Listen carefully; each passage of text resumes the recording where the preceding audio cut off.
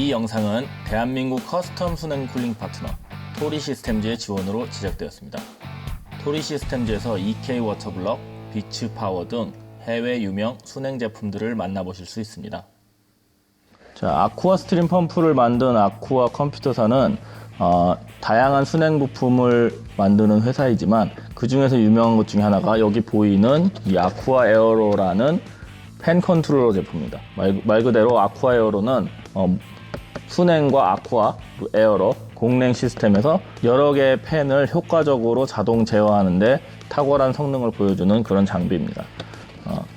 그래서 이번에 아쿠아 컴퓨터사에서 이 아쿠아 스트림 얼티밋 펌프를 만들면서 이 아쿠아 에어로에 사용되는 다양한 기능 중에 아쿠아 스트림 펌프에 꼭 필요하다고 생각하는 기능 몇 가지를 집어넣었는데요. 그 덕분에 이 아쿠아 스트림 얼티밋 펌프는 따로 팬 컨트롤러나 펌프를 컨트롤하기 위한 다른 장비가 필요 없이 스스로 지능적으로 작동할 수 있게 설계가 되어 있습니다.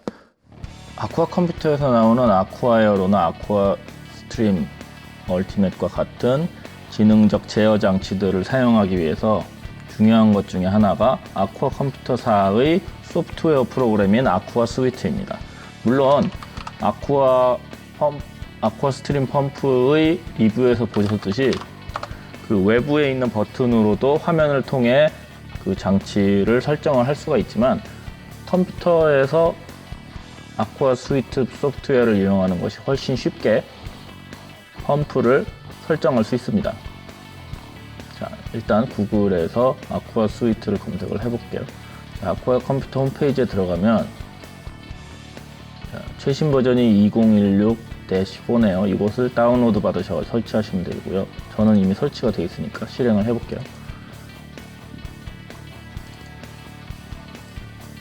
자, 이 아쿠아 스위트의 기본 화면인데 독일 회사 제품답게 상당히 미니멀하게 제작이 되어 있죠. 군더더기가 없고 장식 같은 건 전혀 없습니다. 자, 여기 보시면은 왼쪽에 이제 여러 가지 탭들이 있는데 오버뷰 페이지는 제가 예전에 보여드렸던 영상에서 다루었던 아이다 64를 이용한 센서 페이지와 비슷하게 이런 식으로 시스템의 상태를 한눈에 볼 수 있는 이런 페이지들입니다. 여기 지금 데모로 몇 가지 포함이 되어 있기도 하고요. 자, 그 다음에 요 밑에 보시면은 데이터 로그는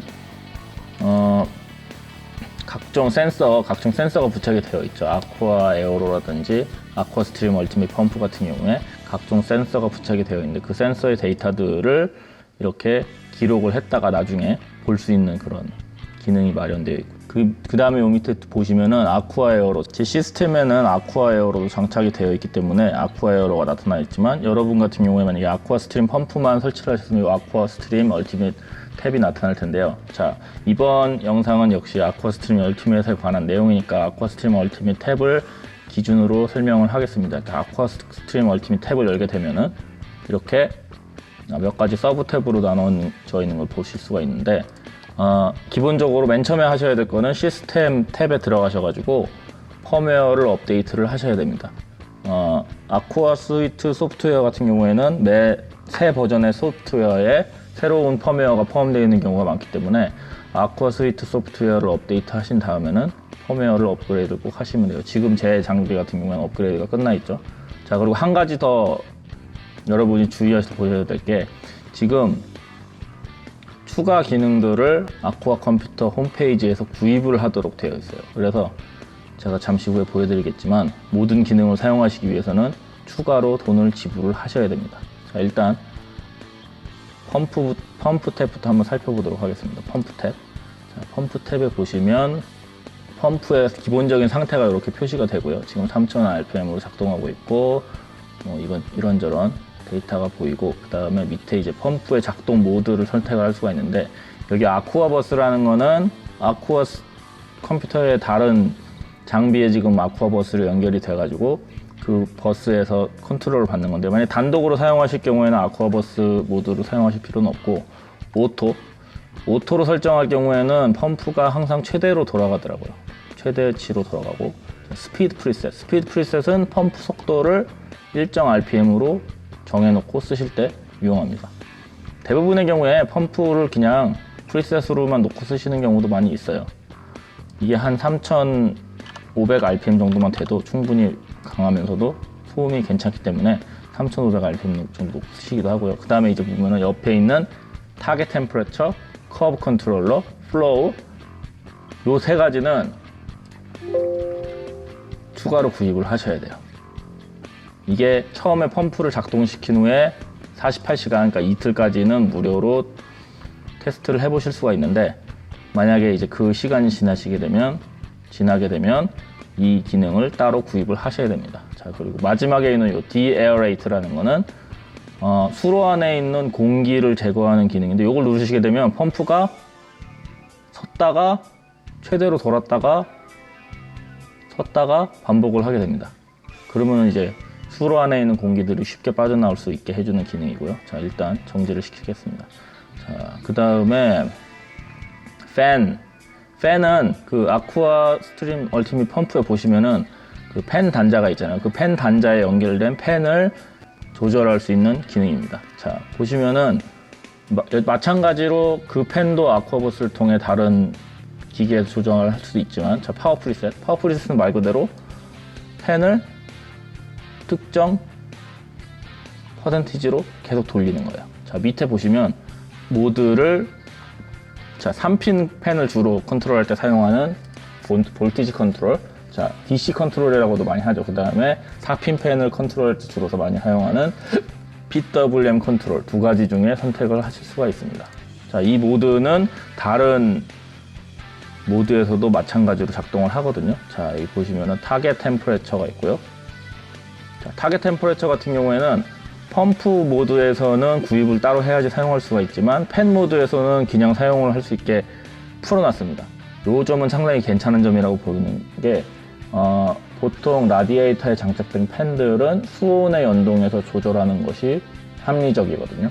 소음과 성능의 균형을 잡는데 수온에 연동해서 라디에이터 팬을 작동시키는 게 가장 효율적인데, 그럴 때 이것을 사용하시면 됩니다. 타겟 템퍼레처라는 것은 밑에 자세하게 보시면은 set point controller라고 되어 있죠.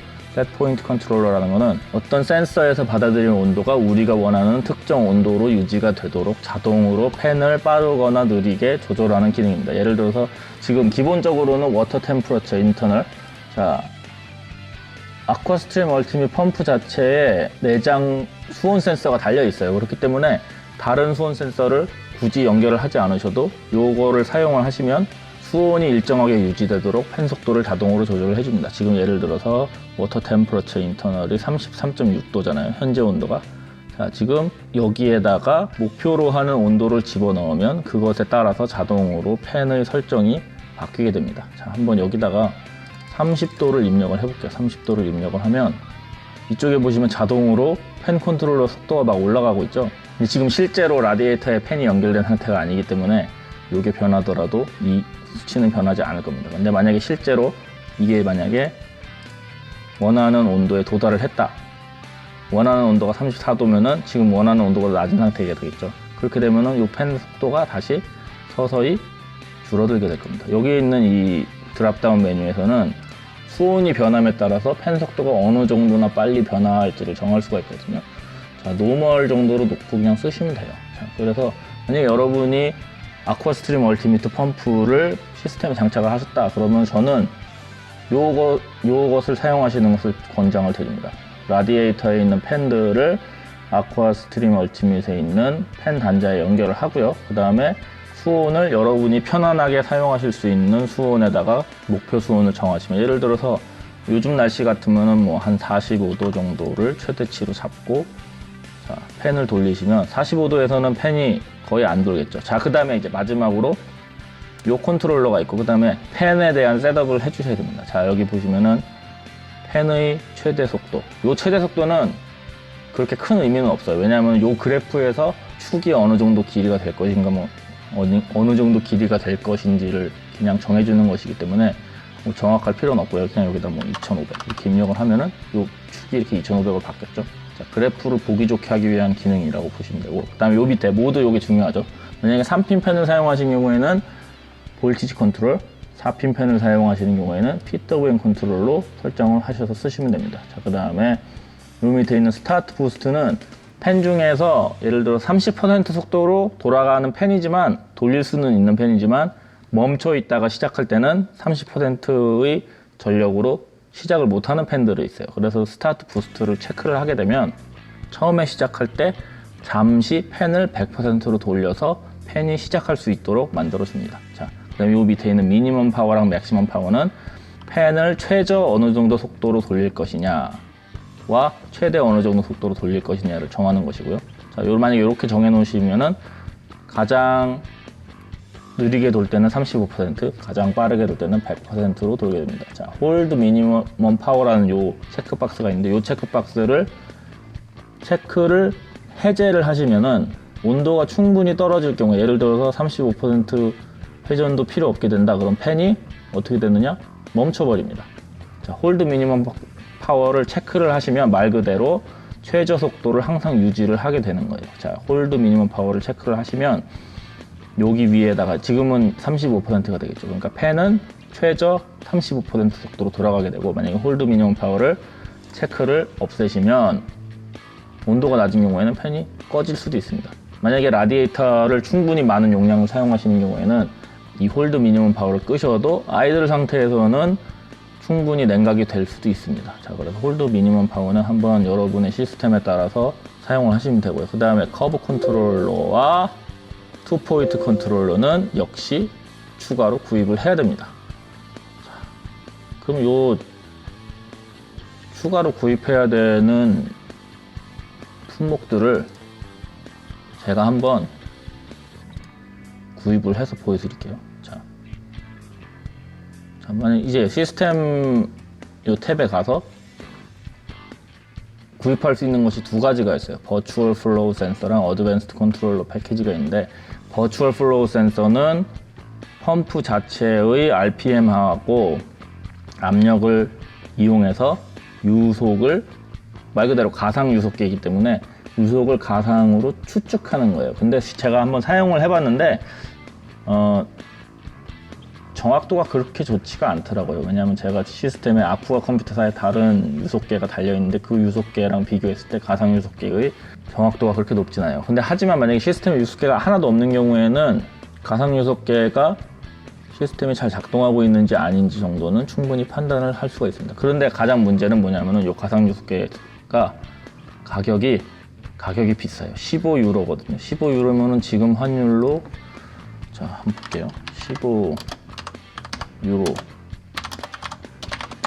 한국 돈 2만원 정도 되거든요. 15유로가 한국 돈으로 2만원 정도 되니까 2만원 정도의 추가를 지출을 해서 정확하지도 않은 센서를 사용을 할 것이냐 말 것이냐는 여러분이 한번 판단을 해 보시기 바랍니다. 근데 그냥 바람개비만 돌아가는 간단한 유속계도 2만원 정도는 들거든요. 사실 그렇게 생각하면 또 괜찮은 투자가 될 수도 있어요. 그거는 여러분의 상황에 따라서 여러분이 판단을 하셔야 될 것 같고요. 자, 그 다음에 어드밴스드 컨트롤러 패키지는 아까 보셨던 여기 막혀있는 이 네 가지, 펌프에서 막혀있던 타겟 템퍼러처, 커브 컨트롤러, 플로우, 자, 그 다음에 팬에서 막혀있었던 커브 컨트롤러랑 투 포인트 컨트롤러, 이 두 가지, 그래서 총 5가지를 사용할 수 있게 해주는 거고요. 그리고 그거에 추가로 여기 보시면은 센서 부분에 소프트웨어 센서, 이따가 설명을 드릴게요. 소프트웨어 센서 뭔지. 소프트웨어 센서를 또 추가를 할 수 있습니다. 그래서 제 생각에는 요거는 가격이 살만한 가격이에요. 충분히 웬만하면 구입을 하시는 것을 권해드립니다. 10유로 정도거든요. 10유로면은 15,000원 정도 하는 가격인데, 제가 한번 구입을 해보겠습니다.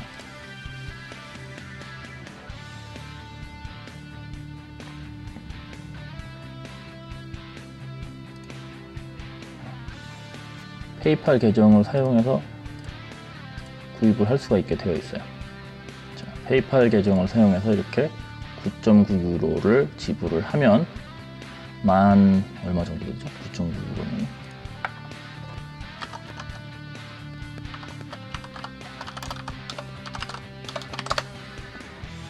10유로가 지금 환율로 13,000원이네요. 13,000원 정도의 돈이니까 13,000원을 지불을 하면 어떻게 됩니까? 13,000원을 지불을 하면 페이팔에 등록되어 있던 이메일로 키가 온다고 하네요. 자, 근데 이 키가 오는데 4일, 최대 4일까지 걸릴 수가 있대요. 기다려야겠네요. 자, 그럼 키가 올 때까지 기다렸다가 나머지 영상을 계속하도록 하겠습니다.